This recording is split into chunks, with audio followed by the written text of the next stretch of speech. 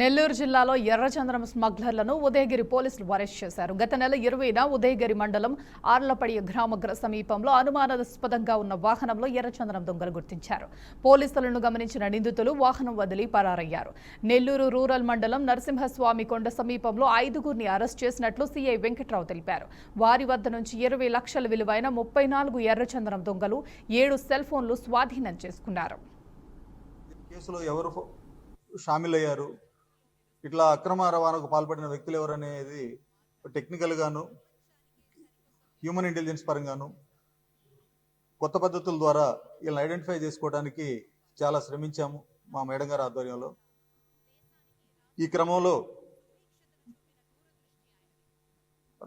గత రాత్రి దీనికి సంబంధించి ఇదే ఉదయగిరి ప్రాంతంలోని సీతారాంపురం, ఉదయగిరి, వరికొండపాడు ఈ 3 మండలాలకు సంబంధించి భైరవాని కొండ అని చెప్పేసి ఈ పాలకొండల సిరీస్లోని ఒక కొండ భాగం ఈ 3 మండలాల గుండా వెళ్తూ ఉంటుంది.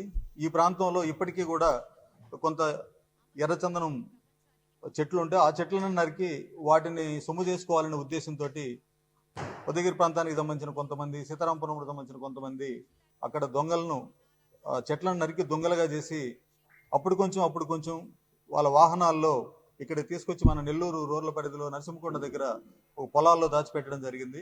అవి కూడా ఉదయగిరి ప్రాంతానికి సంబంధించినవిగా మేము ఐడెంటిఫై చేసి వాటిని తరలించబోతున్న క్రమంలో రాత్రి మాకు రాబడిన సమాచారం మేరకు ఒక 6 వ్యక్తుల్ని ఐడెంటిఫై చేసి వారితో పాటు ఏదైతే వాళ్ళు తరలించడానికి సిద్ధంగా ఉన్న ఒక 34 ఎర్రచందనం దొంగలను, సుమారు వాటి వెయిట్ 448 గ్రాములు, మార్కెట్ వాల్యూ ప్రకారం సుమారు